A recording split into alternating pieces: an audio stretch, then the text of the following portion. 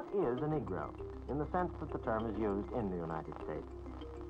Obviously, one only has to look at the great degree of crossing, the tremendous variation in color that marks American Negroes. Oigo la voz de Melville Herskovits y lo que me pregunto es, ¿cómo llegó a saber tanto sobre los negros un blanco? Probablemente mejor que ningún otro estadounidense, Melville Herskovits es quien demuestra que los afroamericanos tienen relación con los africanos. Fue un antropólogo destacado del siglo XX, pero también fue una especie de paradoja social. Por una parte, Herskovits marca la pauta para que comprendamos la relación entre África y la gente de color en América. Por otra parte, puedes verlo como alguien que se apropia de determinado tipo de conocimientos. Y desde otro punto de vista es hijo de inmigrantes judíos y trata de hallar su propio sitio en los Estados Unidos. En cuanto a mí, prefiero pensar en él como una especie de Elvis de los estudios afroamericanos. En cierto modo puedes pensar que Elvis es alguien que se apropia de música que los negros ya estaban haciendo y se lleva los laureles por ello. Pero también podría decirse que es un hombre que populariza el rock and roll. Herskovits populariza algunas de las ideas sobre la relación entre la cultura africana y la afroamericana. Los primeros antropólogos se dedicaron a demostrar que la población negra era inferior. Muchas personas creían que la cultura negra era una mala copia de la cultura blanca. Si a la población negra se la ha ignorado, si no se la ha escuchado, y su historia no se ha contado durante siglos, es comprensible que a los eruditos negros no les haga gracia respaldar a un blanco que cuenta lo que ellos quieren contar. What is a Negro, in the sense that the term is used in the United States? Obviously, ¿Qué intención tiene al preguntar qué es ser negro? ¿Se refiere a ser negro como tipo físico? ¿Como condición existencial? ¿Qué quieren los negros? ¿Cómo entendemos la integración de los afroamericanos con el paso del tiempo? ¿El derecho a definir, a describir y a observar a una población te da poder sobre ella? ¿El derecho a catalogar a una población determina su destino?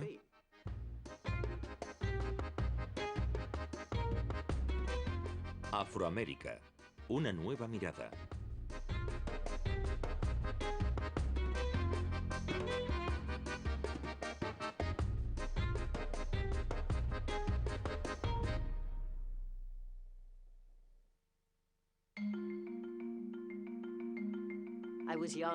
Yo era joven y no se me ocurrió preguntar por qué había empezado mi padre a seguir a los revolucionarios de Pancho Villa. Según creo que llamaba a los principales personajes de la Revolución Mexicana. Pero ahí está la colección extraordinaria de fotos que hizo. Tenía 15 años. Era el año 1911. Y en esas fotos se ve el inicio de lo que lo caracterizaría tanto posteriormente.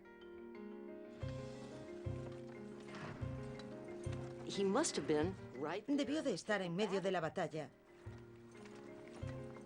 Porque hay una foto de un hombre subiendo una colina. Y la anotación de mi padre dice: cuando llegó a la cima le dispararon. Así que ahí tenemos a ese crío de 15 años con camisa blanca y pajarita que se mezcla con ambos bandos de la Revolución Mexicana. Muchos antropólogos llegan a esta disciplina queriendo entender cómo encaja la herencia que les ha tocado en el gran escenario mundial. La antropología te permite entenderlo mejor, entender mejor la diferencia cultural y racial, y también la experiencia inmigrante.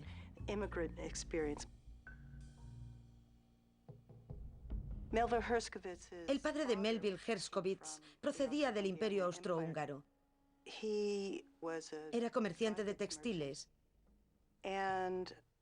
y probablemente uno de los pocos judíos que había en su ciudad.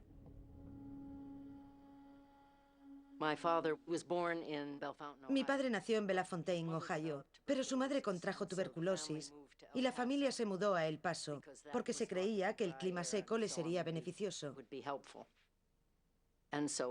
Por tanto, mi padre formó parte de un grupo de jóvenes que se crió en El Paso.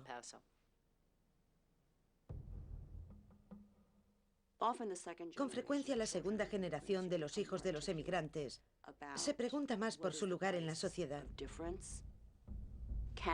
¿Podemos ser a la vez judíos y estadounidenses? ¿Podemos ser mexicanos y estadounidenses? ¿Podemos ser chinos y estadounidenses? Ese es el dilema al que se enfrenta la segunda generación. Muchas de esas ideas se las plantearon antes y con más contundencia los judíos estadounidenses. Y no fue por casualidad. Al no tener los mismos lazos patrióticos directos que otros emigrantes europeos, los judíos tuvieron que preguntarse mucho antes cuál era su sitio en la sociedad estadounidense.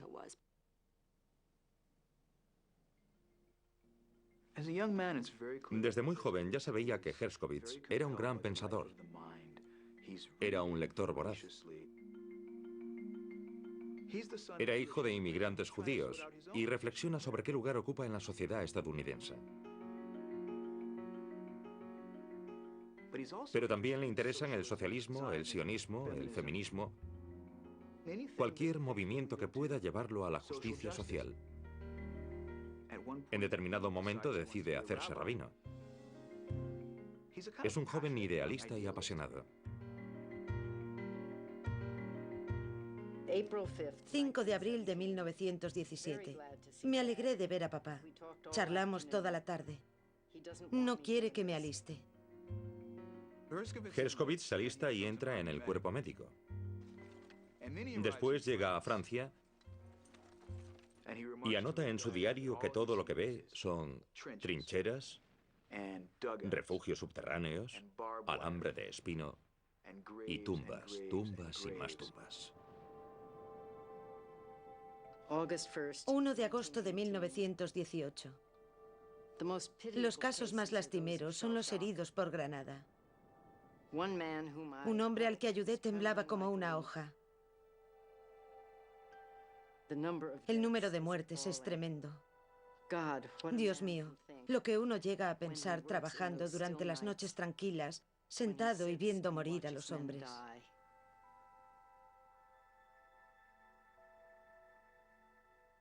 Me da miedo pensar en después de la guerra. Temo que el oficio de rabino no me parezca tan maravilloso como antes. 5 años de formación, ¿y para qué?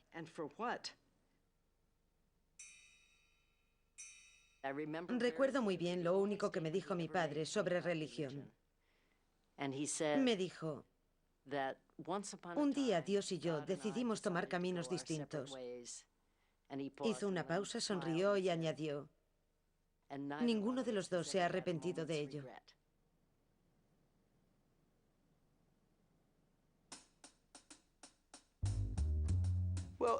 Tal vez no debería sorprendernos tanto que lo que pensamos sobre la historia afroamericana surja de la obra de un estadounidense blanco de origen judío.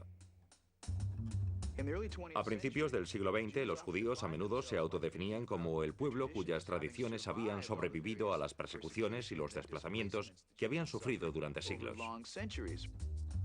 Pues bien, a principios del siglo XX, los afroamericanos pueden hablar de una experiencia similar. Así que en ambas comunidades hay unas circunstancias históricas y culturales que no son tan dispares.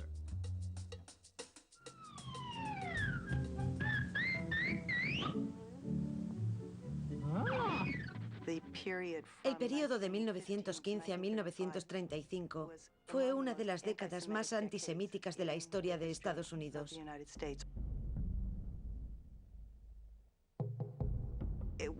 Y eso hizo que los judíos empezaran a apoyar el movimiento para el desarrollo de las personas de color, porque tomaron conciencia del problema.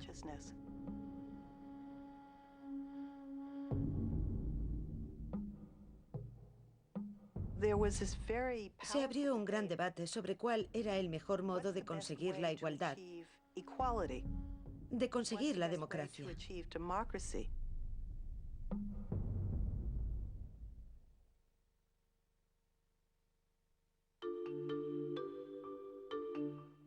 Siendo un muchacho, Herskovits se autodefine como radical. La tesis de su máster en Columbia, que hizo en Ciencias Políticas, versó sobre el sindicato Trabajadores Industriales del Mundo. un sindicato obrero radical. Como conclusión, dice que el sindicato estaba perseguido por algunas empresas aliadas con el gobierno para acabar con él. Por tanto, fue una tesis claramente política. Cuando llegó a la ciudad de Nueva York a principios de la década de 1920, su viaje intelectual empezó en serio. Fue cuando entró en la Universidad de Columbia. Conoce a Franz Boas, que por entonces era el principal antropólogo de los Estados Unidos. Boas había llegado al país procedente de Alemania, era judío, y el antisemitismo de Alemania había limitado mucho sus expectativas. La Universidad de Columbia era un lugar mucho más acogedor para los eruditos y los estudiantes judíos. Pero el mundo de la antropología al que Boas accedió estaba centrado en el estudio de la raza. La raza, en el siglo XIX, es el tema central de la antropología. Así es como está organizada esa disciplina. Es la ciencia de la raza. En el mundo hay varias razas. La oriental, la negra y la caucasiana. Los antropólogos físicos pasaban muchísimo tiempo midiendo las partes del cuerpo de las personas. Les medían los ojos, la nariz, el grosor de los labios. Les medían la altura de la cabeza, su altura de pie, su altura sentados, Y estaban convencidos de que la conducta y las aptitudes como la inteligencia, la laboriosidad, la criminalidad, variaban dependiendo de la raza. La población protestante blanca, o con raíces en el norte de Europa, estaba considerada la raza superior. De modo que cualquier otra raza, otra cultura diferente, era considerada por muchos como inferior. Y esa idea se aplica en concreto respecto a los pueblos con los que los europeos tienen conflictos. Por tanto, se aplica a los africanos de raza negra. Y por supuesto, los judíos empiezan a verse no como una comunidad de personas de distinta fe, sino cada vez más como miembros de un grupo racial diferente. El antropólogo Franz Boas demostró científicamente que no había razas superiores ni inferiores. Gracias a eso se produjo un cambio total en la ciencia estadounidense. El objetivo de Franz Boas era acabar con el concepto de raza, y su investigación contribuyó a ello, por tanto fue una cuestión política. Es evidente que para Herskovits el estudiar con Boas marcó una diferencia. Herskovits de joven es muy idealista, y allí estaba Boas, que lucha por la justicia social y también es un erudito objetivo. Y creo que en gran medida eso es lo que Herskovits quiere conseguir. The traits that are measured depend upon the characteristics in which the two parental stocks are most different. Thus, in an investigation of the results... Herskovits usa las técnicas de la antropología física. Mide los cráneos de los sujetos, les mide la nariz, los labios, en parte para demostrar que la herencia biológica no determina la conducta cultural. It would be much more important to study what had happened to the thickness of the lips or to the width of the nostril, or to the differing bodily proportions which characterize... Herskovits usaría esos datos para poner de manifiesto determinados fallos y acabar con el llamado racismo pseudocientífico. De nuevo, fue una cuestión política. El concepto de raza como forma organizada de catalogar a la población humana aún está muy arraigado en el mundo cotidiano. Los taxistas indios de Nueva York a menudo me hablan como si yo fuese indio, y cuando les digo que no lo soy, me miran como si les estuviese tomando el pelo, como si creyesen que finjo no ser indio. Mi mujer es india, y la primera vez que fui a la India todos hacían conjeturas sobre qué era yo. Así que tengo que explicarles que ya sé que parezco indio, pero en realidad soy el producto de una madre británica y un padre de Ghana. Tengo la piel muy clara para ser africano, pero soy moreno, así que no me reconocían como estadounidense. Y muchos indios pensaron que era japonés. A veces la gente me pregunta, ¿dónde naciste? Y sé que no es eso lo que quieren saber. Nací en Londres y eso no les va a aclarar ninguna duda. La duda que tienen en realidad es que por mis rasgos faciales no saben de qué raza soy. Pensé, caray, japonés, ¿por qué? Tal vez por los ojos almendrados, no estaba seguro. Pero en realidad era por el pelo, porque muchos turistas japoneses que habían visto, no los que iban en autobuses con aire acondicionado, sino los que viajaban en plan mochilero como yo, llevaban rastas. Así que el pelo me catalogaba en un determinado origen. Asociaban el pelo con rastas con los japoneses. While these rules of heredity have been established for practically all animals and plants, the attempts to find the expected results in human offspring have brought us to no definite conclusion.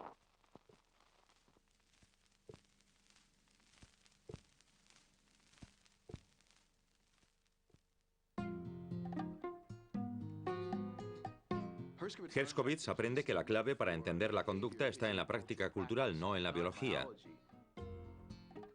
Y eso lo aprende de Boas. Hay que entender a los pueblos desde dentro, saber cómo se ven a sí mismos, cómo ven ellos el mundo y cómo se relacionan con él.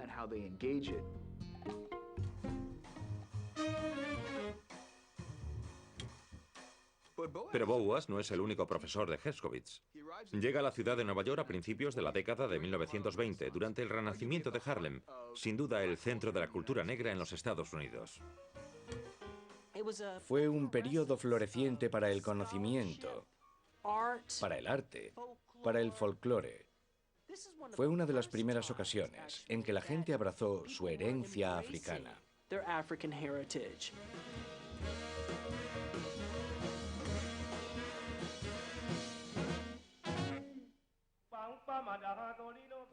Anteriormente, Herskovits pensaba que la población negra, como la judía, se integraría rápidamente en la corriente dominante estadounidense. Los eruditos liberales sostenían que si disminuían las diferencias entre negros y blancos, la segregación racial estaría menos justificada. Por el contrario, muchos escritores negros del Renacimiento de Harlem prefieren centrarse en la singularidad y en la diferencia de la cultura negra. Y Herskovits se pregunta si alguno de esos escritores negros no tendrá razón. Puede que exista alguna relación entre África y la cultura afroamericana.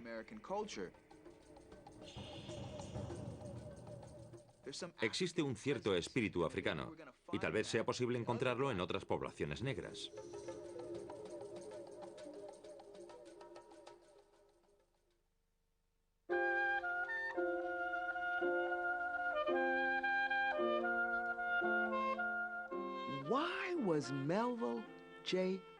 ¿Por qué estaba Melville Herskovits no solo interesado, sino tan involucrado en la cultura africana y afroamericana? De sentirse fascinado por algún fenómeno cultural, ¿por qué no África? Pero debo decir que, fuese consciente o inconscientemente, seguramente Herskovits se sintió en cierto modo impulsado por el poder que África le daba.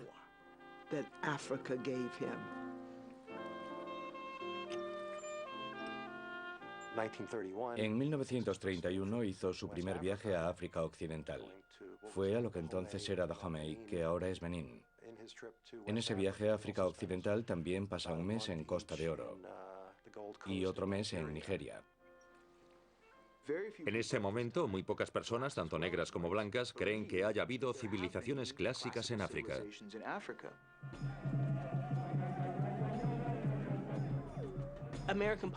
En la cultura popular estadounidense estaba arraigada la idea de que África era un continente lleno de salvajes, necesitados de la guía de la civilización cristiana y que el colonialismo se lo estaba dando. Predominaba la idea de que África era un lugar en el que la gente no tenía historia, en el sentido de que, por así decirlo, nunca cambiaba nada. Vivía de determinada forma. Llegabas allí en el siglo XIX, los veías y lo que veías era su modo de vida desde hacía 500 años. 1000 años, tal vez incluso 10.000 años. Esa idea crea una imagen muy distorsionada del pasado del hombre.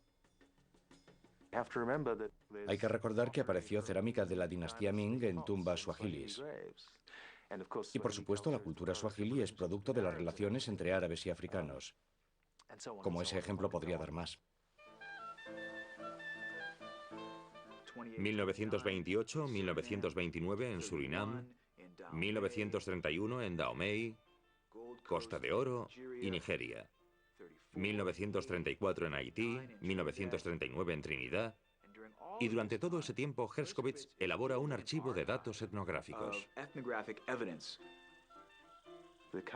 Se hacía una antropología en la que personas de culturas occidentales llegaban a sociedades que Occidente no se había preocupado mucho por entender y de las que no había bagaje para interpretarlas. No había diccionarios, no había datos con los que trabajar. Fue un proceso duro, muy difícil. En el período en que Herskovits hace su trabajo, los antropólogos aún no se han independizado del todo de la antigua antropología evolutiva, en la que los teóricos de despacho recopilaban datos aportados por funcionarios coloniales y viajeros, y luego con eso intentaban descifrar cómo eran esos pueblos lejanos. El trabajo de Herskovits no es como el que se haría ahora. No se basa en estancias prolongadas inmerso en una cultura determinada. Gran parte de su trabajo se basa en informadores. Busca a individuos de determinado grupo social y les pide que le hablen sobre él. En cualquier investigación antropológica hay muchas cosas respecto al estudio de las mujeres que solo una mujer puede hacer. Es en Nueva York donde Herskovits conoce a Francis Shapiro, y ella llegará a convertirse en su principal colaboradora. No diría que es exactamente un trabajo independiente, pero fue una parte de la amalgama general final. En el primer libro que escribieron en común, Rebel Destiny, que versaba sobre la investigación en Surinam, cada uno escribía un capítulo. Después los intercambiaban y los pulían.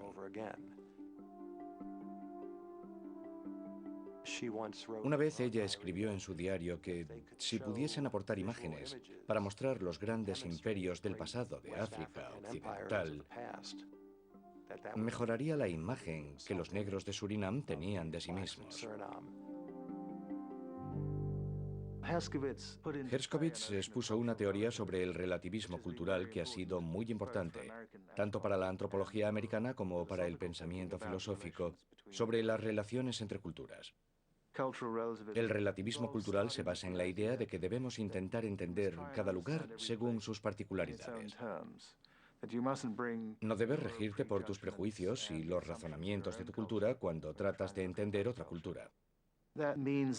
Es decir, que si procedes de un lugar en el que rige la monogamia y llegas a un sitio donde se practica la poligamia, no debes juzgar a esas personas igual que a tu vecino en tu país si tuviese 4 esposas. Debes recordar que estás en un contexto diferente con reglas diferentes e intentar entender a ese grupo según su idiosincrasia. Cuando fue a Surinam empieza a haber correspondencias. Vio detalles comunes entre el folclore y la música de Surinam y Dahomey. Y pronto se convence de que, al menos, algunos de los grupos sociales afroamericanos de Sudamérica, Centroamérica y las Antillas tienen verdaderamente mucha influencia de la cultura africana.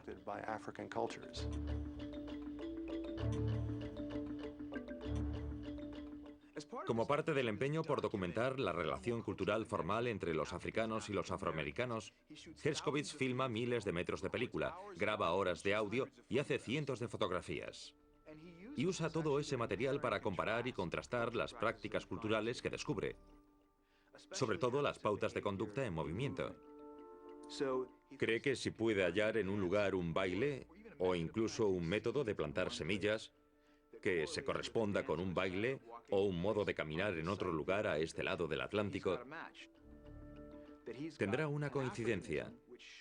Tendrá un africanismo que demostrará la relación cultural entre Afroamérica y África. Es algo evidente. Si uno se fija, ve claramente que hay una relación. ¿Cómo no va a verla? Muchos creían que los africanos habían perdido toda su cultura al cruzar el océano, que las costumbres africanas se habían perdido totalmente tras llegar al Nuevo Mundo. ¿Cómo iba a perder su cultura? Una población procedente de un lugar que tiene, como todos los sitios, un buen bagaje cultural, una cultura popular rica. Por muy traumático que fuese el traslado, era imposible que lo hubiese borrado todo. Melvin J. Herskovits sostenía que la gente de color del Nuevo Mundo no era distinta al resto de los seres humanos, que éramos portadores de nuestra cultura. Por tanto, iba muy por delante del pensamiento general de entonces.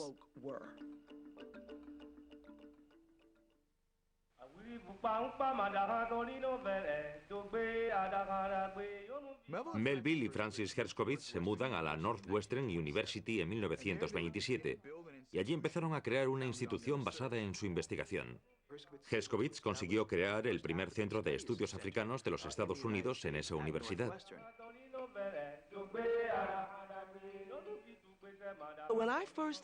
Mi primer contacto con la antropología como disciplina fue a través de los trabajos, las conferencias, e incluso diría que mi adoración por Herskovits.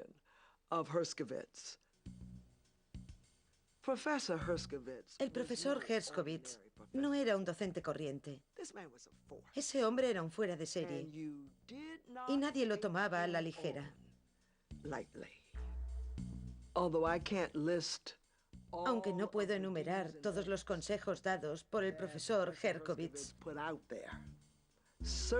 sí recuerdo que uno de ellos fue el siguiente: no se mezclen en asuntos políticos.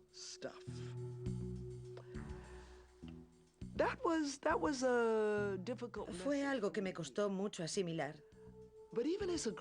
Pero incluso como alumna de posgrado, creo que ya sabía que casi todo tenía su parte política, incluido lo que el profesor Herskovits escribía y hacía.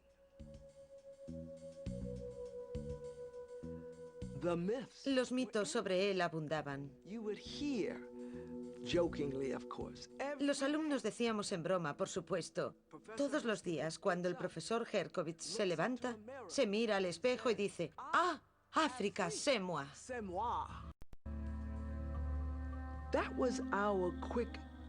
Era nuestro modo de expresar que el profesor a veces parecía pensar que era el dueño de África, que era suya.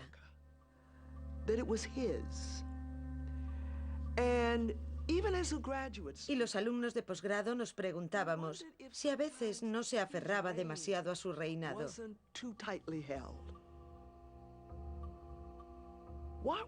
¿Por qué no había más africanos y académicos afroamericanos en la Northwestern?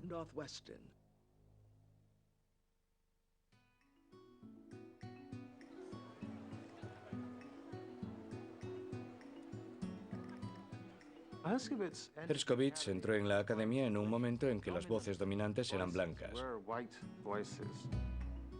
pero no se veían a sí mismas como voces blancas, sino que se tenían por las voces de la verdad. Le costó 4 años conseguir un puesto académico después de doctorarse por Columbia. Había mucho antisemitismo.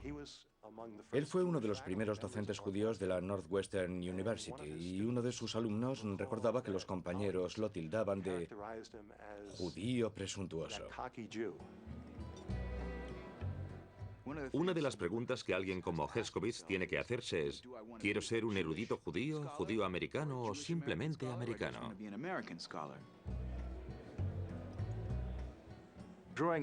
Atraer la atención sobre tu identidad. Y en el caso de Herskovits significaría poner de manifiesto que no era cristiano sino judío. Era un modo de socavar tu propia autoridad, porque la autoridad no tenía una identidad. Hablaba con la voz del universo.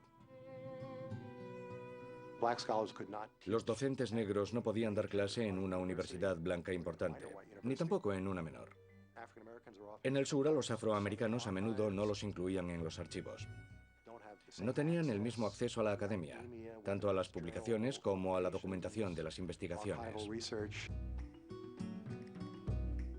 Herskovits a veces mantuvo una relación complicada con los eruditos negros, sobre todo con W.E.B. Du Bois, que era el gigante de las artes y las letras afroamericanas. Du Bois se había formado en la Universidad de Harvard y en Alemania. Escribió sobre temas que influyeron en la sociología, la historia, la antropología y la filosofía. Du Bois inició la sociología estadounidense. El primer estudio empírico sociológico americano importante lo hizo un afroamericano, W.E.B. Du Bois, y se titulaba The Philadelphia Negro. No solo escribe para explicar quiénes son los negros y de dónde proceden. Escribe para cambiar la sociedad, para que el progreso negro sea posible. Du Bois y Herskovits tenían una relación profesional bastante buena externamente, pero Herskovits decía que la verdadera erudición no la daba la manipulación social, ni el tratar de cambiar la sociedad. Y tildaba a Du Bois de propagandista, no delante de él, sino entre bastidores. Du Bois, a principios de la década de 1930, busca financiación para continuar un proyecto que había ideado en 1907 más o menos, que era el hacer una enciclopedia africana. Herskovits mantenía correspondencia con Du Bois por entonces, y Du Bois intentaba ganarse el apoyo de Herskovits.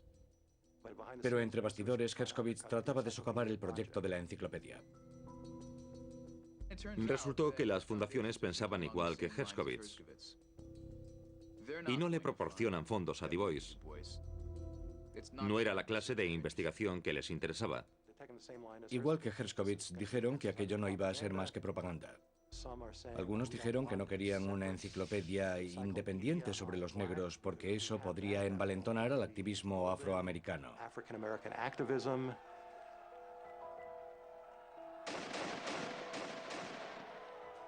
Du Bois siguió durante toda su vida buscando fondos para la enciclopedia y murió como director de la Enciclopedia Africana, que al final fue financiada tras la independencia de Ghana como un proyecto africano, pero jamás consiguió financiación mientras estuvo en los Estados Unidos.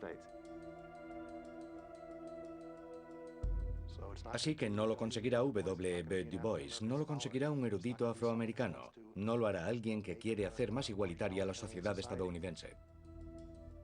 Se supone que si eres negro ya tienes autoridad para hablar de la población negra y del racismo, pero si eres blanco, entonces puedes hablar de esos temas con objetividad.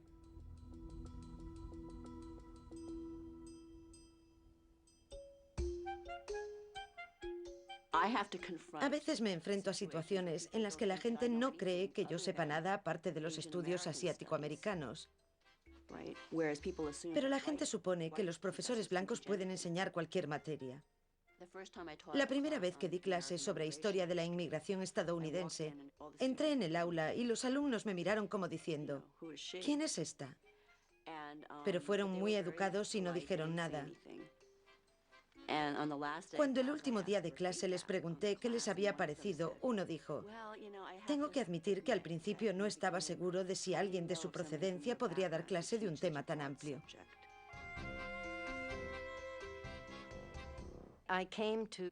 Llegué al City College para dar clases en el otoño de 1967 e introduje historia africana en el currículum del departamento de historia de allí. Los alumnos blancos no vieron pega alguna en que yo enseñase historia africana. Pero algunos alumnos afroamericanos preguntaron, en la definición que más gracia me ha hecho sobre mí, ¿quién es esa profesora blancucha?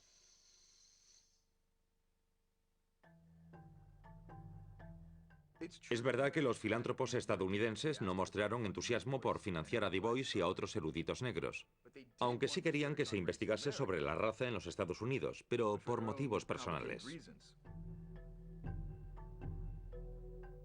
En la década de 1930, a los filántropos solía interesarles estudiar a los afroamericanos, porque querían impedir que surgiesen conflictos y disturbios. El país estaba en plena depresión. Pensaban que el desempleo negro y los problemas económicos de los mismos podrían llegar a la violencia. La Carnegie Corporation pensó que si reunía a un grupo de los mejores sociólogos y antropólogos, podrían intentar resolver el complejo problema racial estadounidense mediante la ciencia. Herskovits entrega el voluminoso manuscrito de una investigación al Carnegie Study, que con el tiempo se publicó por separado en 1941. Se titulaba The Myth of the Negro Past. Y ese estudio sería el libro más conocido y polémico de toda la carrera de Herskovits. En The Myth of the Negro Past, Herskovits dice que la intención de su investigación es demostrar el dinamismo y la complejidad de la cultura africana y la influencia que había ejercido en la cultura afroamericana. Con ese libro trata de ejercer una cierta manipulación social. Argumenta que si los afroamericanos supiesen todo eso, mejoraría la imagen que tienen de sí mismos y su amor propio.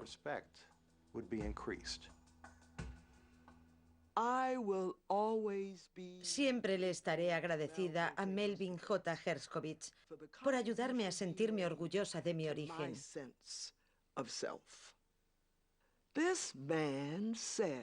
Ese hombre dijo que, como cualquier otro pueblo de la Tierra, yo tenía una cultura y que tenía origen en un lugar llamado África. Pero la relación entre África y los negros estadounidenses no era nada nuevo. Du Bois había escrito sobre ello décadas antes que Herskovits, pero Herskovits pudo aportar los datos a los que los demás no tuvieron acceso. Es comprensible que algunos se resistieran a la idea de que para entender los estudios afroamericanos era esencial un libro escrito por un blanco. ¿Pudo investigar esas cuestiones tan a fondo porque era blanco? ¿Porque tuvo ciertos privilegios que los investigadores negros no tuvieron?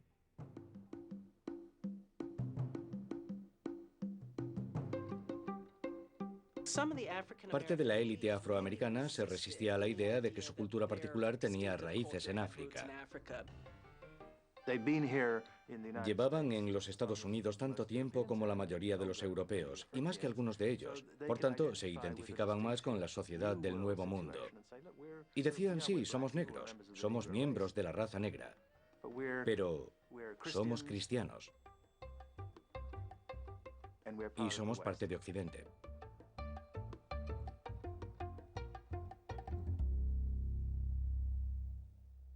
Hubo eruditos negros que atacaron públicamente el trabajo de Herskovits. El más destacado fue E. Franklin Frazier, que había sido su amigo. E. Franklin Frazier era un sociólogo famoso.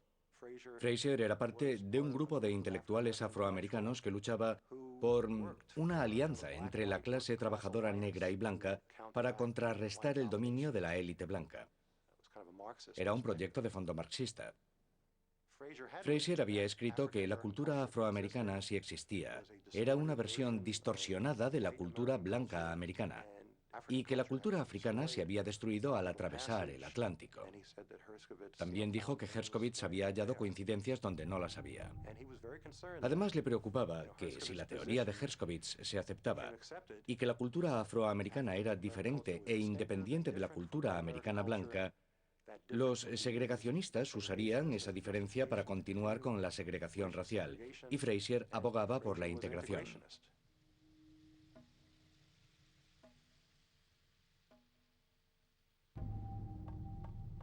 Pero el mayor choque entre Herskovits y Frazier se dio por su opinión sobre la familia negra respecto al llamado problema de los hogares dirigidos por mujeres.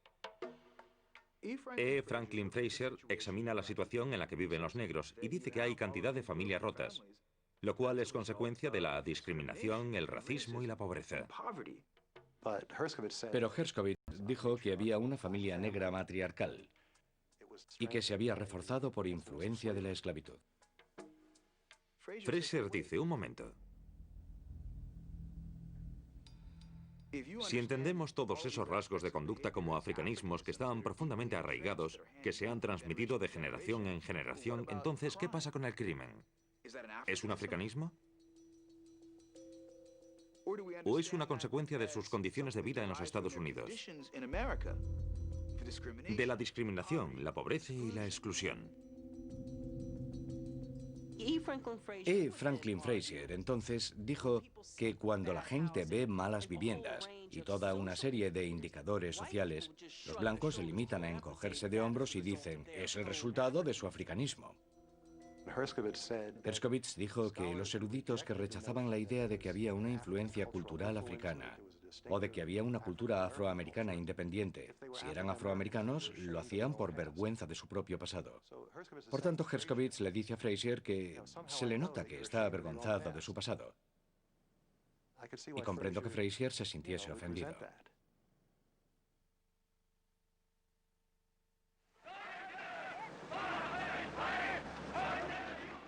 Al mismo tiempo que Herskovits estaba investigando y escribiendo The Myth of the Negro Pass, observa el ascenso del nazismo en Europa. En 1933, los judíos de América cierran los ojos ante lo que pasa en Alemania. El antisemitismo sigue vivo y vigente en los Estados Unidos y podría llegar a amenazar seriamente su posición allí. Durante la Segunda Guerra Mundial, Herskovits trabajó activamente para refutar la propaganda nazi y organizó reuniones de cristianos y judíos para protestar por lo que los alemanes les estaban haciendo a las minorías étnicas. Además, trabajó para sacar a los eruditos judíos de Centro Europa.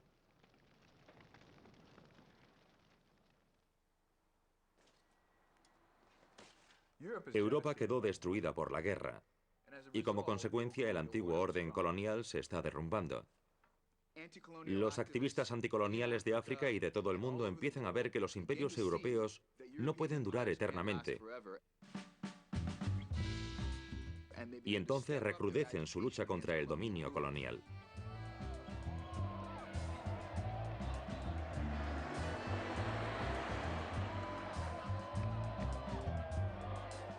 Esos movimientos de independencia crecieron a partir de la Segunda Guerra Mundial y siguieron a partir de 1950 y 1960 cuando al fin lograron su objetivo. En ese momento, Herskovits ya está establecido como primera autoridad sobre los asuntos africanos en los Estados Unidos. En 1948 crea el primer programa de estudios africanos del país. Incluso debatió con Eleanor Roosevelt sobre la primera Declaración de los Derechos Humanos de la ONU. Establece contacto con dirigentes de países africanos que ahora gobiernan las naciones postcoloniales.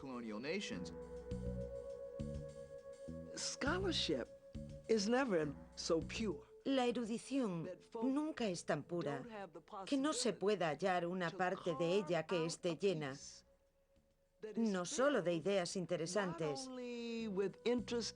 sino también de poder. África era la base de poder sobre la que se asentaba Herskovits.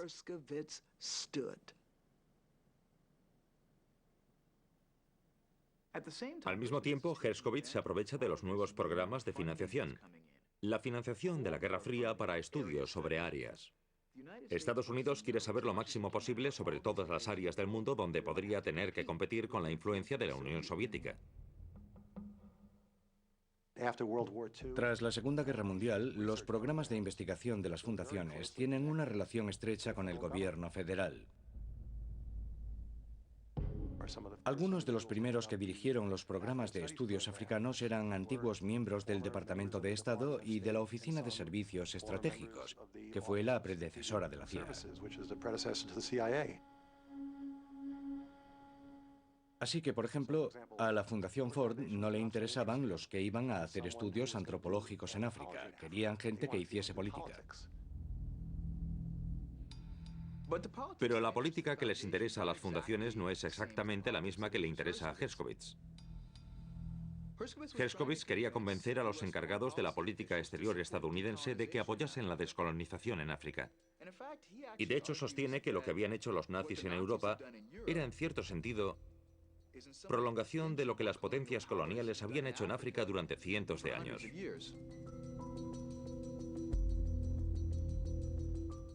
La descolonización de África no entusiasmaba al Departamento de Estado de los Estados Unidos. Así que, en ese sentido, Herskovits, pese a que su poder iba en aumento, tal vez es aún un poco peligroso. En 1961, Herskovits alcanza su mayor cota de influencia cuando el presidente Kennedy piensa en él para dirigir la nueva Dirección de Asuntos Africanos. Herskovits ha abandonado su antigua postura contra el trabajo explícitamente político. E incluso escribe a amigos y les dice, tengo que moderar mi postura un poco y tendré que entrar de lleno en el mundo de la política. El asesor presidencial Kenneth O'Donnell pidió un informe al FBI. El FBI investigó el historial de Herskovits y descubrió, sorpresa, que había pertenecido a 17 organizaciones consideradas como afines al Partido Comunista. Eso lo decía el Comité de Actividades Antiamericanas, y ese comité consideraba afín al Partido Comunista a cualquier organización de corte liberal. Les preocupaba mucho que la lucha de Herskovits por la justicia social pudiese alterar el orden establecido. Así que al final no consiguió el visto bueno de seguridad y no le dieron el puesto de jefe de la Dirección de Asuntos Africanos.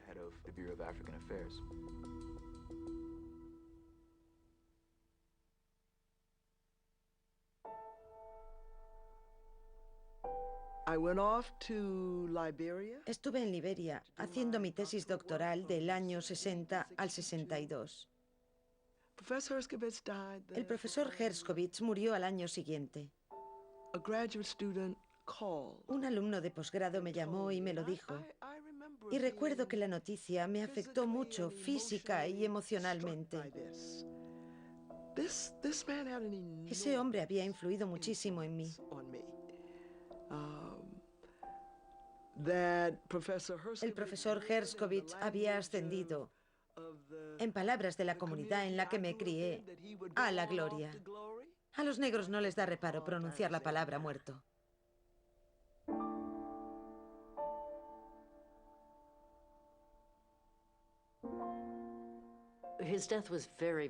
Su muerte fue muy dura para mi madre. Siempre habían estado muy unidos. Ella estaba tan acostumbrada a sus charlas que lo echaba muchísimo de menos.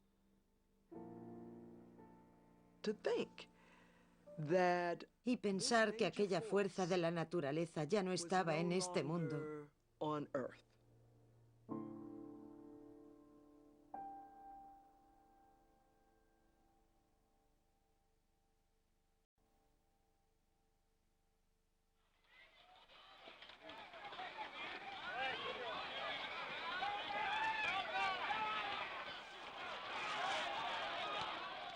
Al principio de su carrera es probable que Herskovits pensara que si el público supiera más sobre África y sobre la gente de color, sería menos ignorante y el racismo acabaría difuminándose. Pero al final de su carrera comprendió que el racismo era un problema mucho más difícil de solucionar. Y también lo vieron los activistas negros, que usaron el trabajo de Herskovits en su lucha.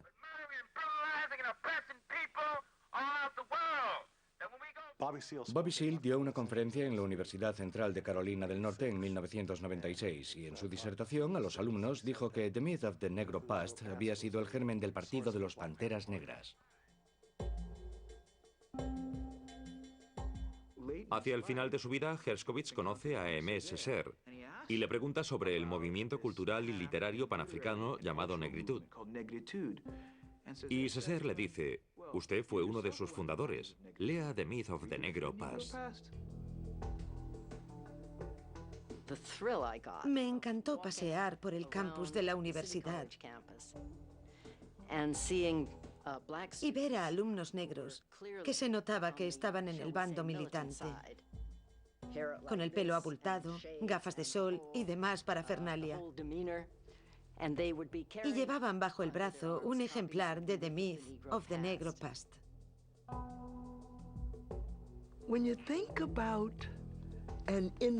Respecto al conjunto de la obra de una persona, una vez publicada, puede usarse de modos muy diversos. ¿Acaso no es algo evidente?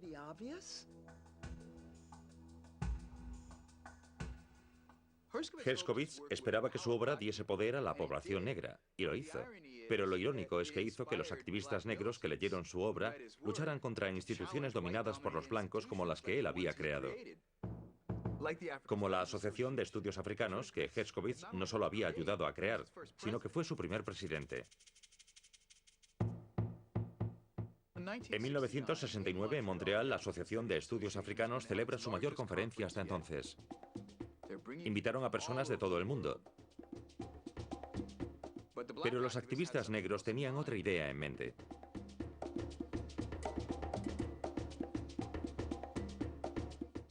Desde hacía algún tiempo, los activistas negros opinaban que debían hacer que la asociación tomase más conciencia de la lucha del movimiento Libertad Negra. Exigieron que en la Junta de Gobierno de la asociación hubiese más personas negras. Sostenían que si el conocimiento da poder, quien mejor conoce a los negros debería contribuir a la consecución del poder negro. El primer día de la conferencia prácticamente se adueñaron del debate. La gente dijo, basta.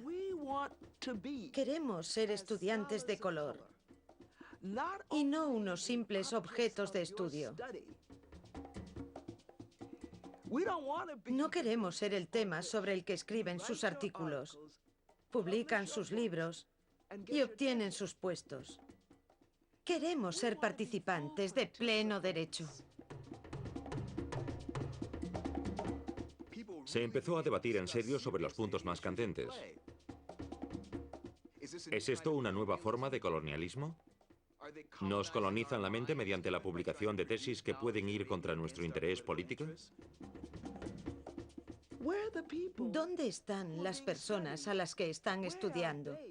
¿Qué lugar ocupan en la confección del estudio? Nunca más nos dejarán relegados a un segundo plano. Tenemos todo el derecho y la responsabilidad de participar en este debate. Muchos de los blancos estaban contrariados. No querían decir que la mitad de los miembros de la Junta tenían que ser negros. Y los activistas negros lo consideraban una excusa para mantener el orden establecido.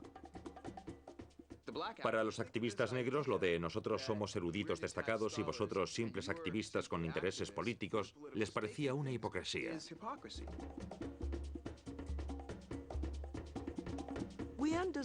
Creemos que esto no es jugar limpio.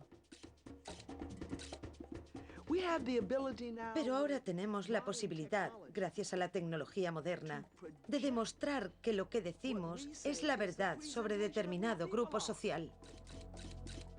Todo el mundo hace lo mismo. Tomamos retazos de vida, cogemos fragmentos de información y los encajamos en la historia que previamente queremos contar. Por ejemplo, ¿por qué cuando queremos entender hoy al pueblo de Afganistán o de Irak, rara vez preguntamos a los antropólogos cómo son esos pueblos? No solo se hacen una idea de cómo eres, sino de cómo deberías ser y cómo deberías comportarte. Cuando tienes autoridad para opinar sobre la cultura de otros, puedes decir, sabemos cómo son, y tal como son es como van a ser siempre. Y una vez asentado eso, podemos tratarlos como nos dé la gana. Lo único que entienden es el poder de la policía, el poder de la cárcel, del carcelero, del policía. Cuando puedes decir, sé cómo eres, y no puede rebatir mi idea, puedes legitimar cualquier cosa que se te antoje.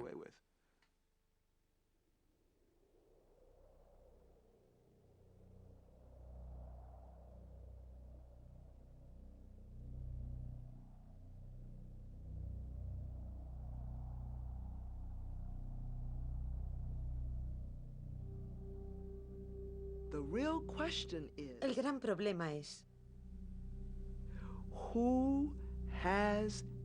¿Quién tiene derecho a interpretar, a explicar cómo es un grupo social y con qué fin?